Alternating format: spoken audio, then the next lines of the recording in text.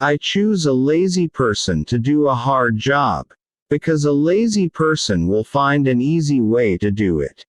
Television is not real life. In real life, people actually have to leave the coffee shop and go to jobs. Life is not divided into semesters.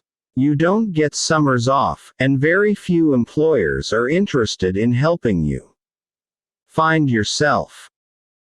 If you give people tools, and they use their natural abilities and their curiosity, they will develop things in ways that will surprise you very much beyond what you might have expected.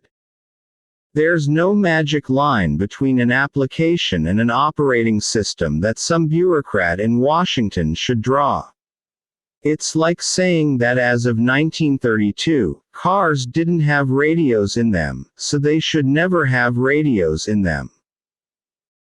The climate is like a bathtub that's slowly filling up with water. Even if we slow the flow of water to a trickle, the tub will eventually fill up and water will come spilling out onto the floor. That's the disaster we have to prevent. Like almost everyone who uses email, I receive a ton of spam every day. Much of it offers to help me get out of debt or get rich quick. It would be funny if it weren't so exciting. I agree with people like Richard Dawkins that mankind felt the need for creation myths. Before we really began to understand disease and the weather and things like that, we sought false explanations for them. Computers are great because when you're working with them you get immediate results that let you know if your program works.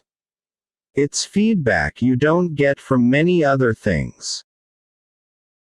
The vision is really about empowering workers, giving them all the information about what's going on so they can do a lot more than they've done in the past. Technology is just a tool. In terms of getting the kids working together and motivating them, the teacher is the most important. I really had a lot of dreams when I was a kid, and I think a great deal of that grew out of the fact that I had a chance to read a lot.